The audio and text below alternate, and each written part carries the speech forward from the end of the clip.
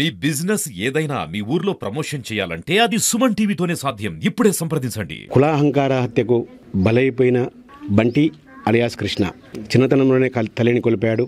తన తండ్రే అన్నీ తానే అతన్ని బి ఫార్మసీ వరకు చదివించాడు. ఈరోజు చేతికి అంది వస్తున్నాడనుకున్న కొడుకు అర్ధాంతరంగా తను చాలించడంతో ఆ తండ్రి యొక్క బాధ వర్ణాతీతంగా ఉంది.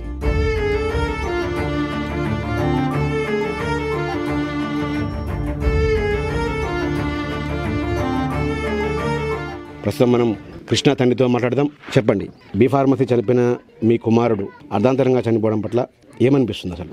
దీనికి కారణం కులాంతర వ్యవహారం సార్. వాళ్ళు కక్ష కట్టుకున్నారు, నమ్మించారు. నా కొడుకు ఇక పర్వాలేదు, వాళ్ళ అమ్మ కూడా వచ్చి మా ఇంటికి వచ్చి మాట్లాడిపోతుంది. ఇక సర్లే వీళ్ళుగా అడ్జస్ట్ అయినరని నేను అనుకున్నాను. 26 జనవరి నాడు మార్నింగ్ నా దగ్గర 7:30, 8కి వచ్చిండు. డాడీ ఏమన్నా వండుకున్నా అంటే వండలేరు అంటే జరా ఒక 2 నిమిషాలు కానీ పోయిండు. బజారు పోయిండు, ఒక దోశ ఒక ప్లేట్ ఇడ్లీ తీసుకొచ్చిండు. 200 ఇచ్చిండు, ఖర్చులు కొంచుకు డాడీ అని ఇచ్చిండు. తెల్లారి ఈ న్యూస్ వచ్చింది. అయితే అతన్ని ఉన్నది, అతనికి ధైర్యంగా ఎందుకు పోయిందంటే నాకు ఏదైనా జరిగే తీరుంటే నాకు ఇంటిమేషన్ ఇచ్చేటోళ్ళు చాలామంది ఉన్నారు అంటుంటే అహంకారంతో బయటపోయింది. కానీ లేకపోతే వాడు పోయేవాడు కాదు. ఒకవేళ 2-3 ఉన్నా కానీ ఢీకొచ్చేవాడు. కానీ మినిమం 15కి ఏవో ఉన్నారు. కొడుకును ఆగం చేసిండు సార్. అంటే చిన్నప్పటి నుంచి ఎలా ఉండేది మన బంటి చదువులో కానీ స్నేహంలో కానీ? సిగరెటే కానీ ఇవి డ్రింకే కానీ వానికి ఏ అలవాటు లేదు. డాడీ నేను ఒకళ్ళు సిగరెట్ కలిస్తే ఎగరా డాడీ అని పిలుతాడు, బయటికి పిలుతాడు. ఏందిరా అంట, నాకు ఏం లేదు కానీ ఇటు తాగి ఇంట్లోకి రా, వానికి పడది. మా అత్త దగ్గర కూడా వాడు సరిగా ఏమైనా ఒక సండే మటన్ తెస్తేనే తింటాడు, మిగతా దినాలు మొత్తం ఫ్రెండ్స్ దగ్గరనే తింటాడు. అంటే కొన్ని బంటి పైన కొన్ని కేసులు కూడా ఉన్నట్టు తెలుస్తూ ఉంది. అసలు ఎందుకు కేసులు అయినాయి ఇతనికి? ఒకటే కేసు అయితే 4 పోతున్నాం సార్. 4 పోతుంటే ఒకడు వచ్చి నిన్ను కొడుతుండు. ఇక నాకు ఫ్రెండ్ కొడుతా అంటే నేను కూకుంటాను, వీడు పోయి పట్టుకుంటూ వాడు పొడుతుండు. ఆ పొడిచిన కొడుకు మంచిగా పొడిచినా బాగుంటుండే. నేను నెంబర్ 1గా వీడిని కేసు పెట్టిండ్రు. సరే వాడు మంచిగా అవుతుండే అనుకుంటే వీడే అనుకుంటే ఇక కాంప్రమైజ్ అవుతారో ఏమో, అందుకని నన్ను పిలుతుండే అనుకుని కొడుకు ఆశపడ్డాడు. కానీ కొడుకుని ఈ విధంగా నమ్మించి మోసం చేస్తాడనేది నేను అనుకోలేదు. మంచి క్యాష్ పార్టీ వాళ్ళ నాన్న పోలీసు వాళ్ళని మేనేజ్ చేసిండు, డిపార్ట్మెంట్ని మేనేజ్ చేసిండు, అందరినీ మేనేజ్ చేసిండు. వాడు ఇంతవరకు పోలీసులు వాళ్ళని అరెస్ట్ చేయలేదు, ఏం లేదు. ఇంకంతే సరిగా కొడుకు అందరూ ఎవరు మా నాడోళ్ళు, మహిళా సంఘాలు వాళ్ళు అందరూ వచ్చిండ్రు. వచ్చి ₹1 కోటి ఎక్స్క్యూజ్ చేయమని వాళ్ళు మీటింగ్ చేసిండ్రు. అంటే ఈ బంటి ప్రేమ వ్యవహారం మీకు ఎప్పుడు తెలిసింది? మొదటి నుంచే తెలిసి మీకు చెప్పి ప్రేమించాడా? మీరు అతను మీకు చెప్పినప్పుడు మీరు ఒప్పుకున్నారా? అసలు ఏం జరిగింది? వాళ్ళ ప్రేమ ఎప్పటి నుంచి జరుగుతుంది? వాడు 3 సంవత్సరాల నుంచి వెళ్ళి ప్రేమించిండు. నాకు 2 సంవత్సరాల తర్వాత ఏందిరా మరి పెళ్లి చేస్తా, నువ్వు ఇట్లా ఉంటే నాకు ఇబ్బంది అవుతుంది కొడుకు అంటే డాడీ ఇక కుల్ల చెప్పేసిండు. డాడీ నేను ఒక అమ్మాయిని లవ్ చేసిన అని ఒక పిల్లగాని ఇచ్చి వాని యాక్టివ్ ఇచ్చి నన్ను నల్లగొండకు తోలిండు. పోయి మీ కొడలను చూసి రాకపోతే నేను భార్గవ్ దగ్గరికి పోయినా, చూసిన అమ్మాయి నాకు నచ్చింది, కొడుక చేసుకోరా అన్న. వాళ్ళ తల్లిదండ్రులు ఒప్పుకోలే.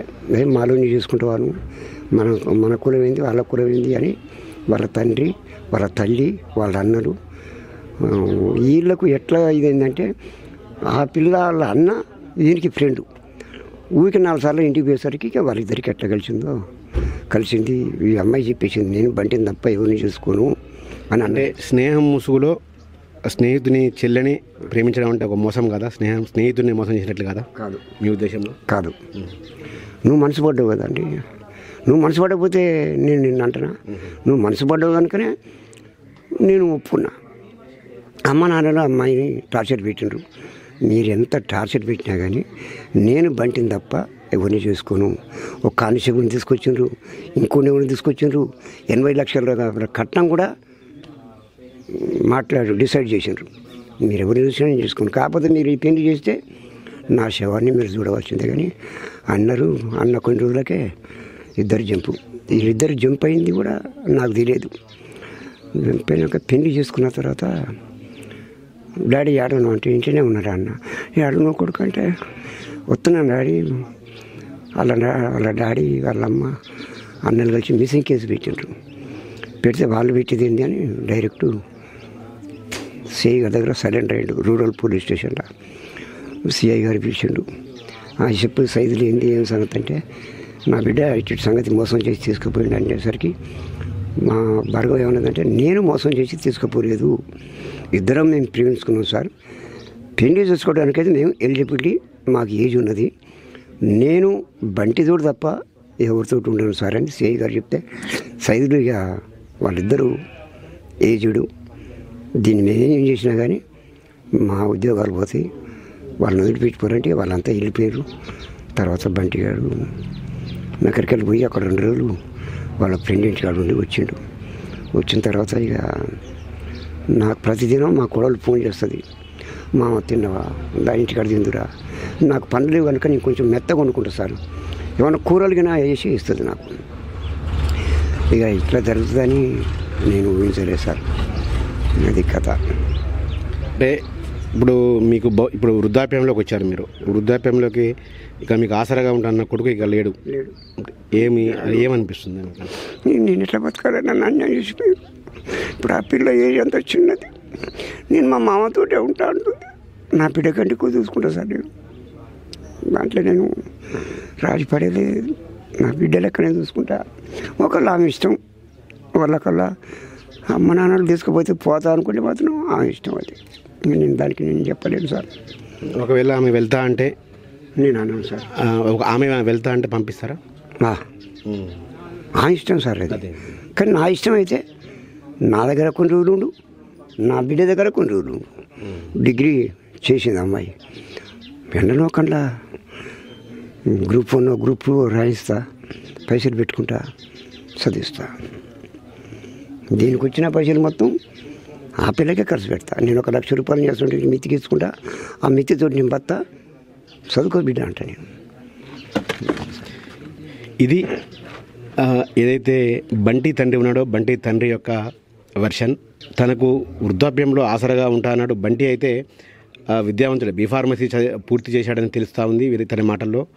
తనకు వృద్ధాప్యంలో ఆసరగా ఉంటాననుకున్న కొడుకు ఇక తిరిగిరాని లోకాలకు వెళ్ళిపోయాడు. ఇంకా భవిష్యత్తు ఎంతో ఉండాల్సిన కోడలు చిన్న వయసులోనే విధవరాలిగా మారడం నన్ను బాధకు గురి చేస్తూ ఉంది. ఆమె భవిష్యత్తు పై నిర్ణయం మాత్రం ఆమెకే వదిలేస్తున్నాము. ఆమె ఇక్కడ ఉంటా అన్నా ఓకే, లేదా ఇంకా ఏమైనా చేసుకున్నా కూడా మేము అన్ని విధాలుగా సహకరిస్తామని కూడా బంటి తండ్రి అయితే చెప్తా ఉన్నారు.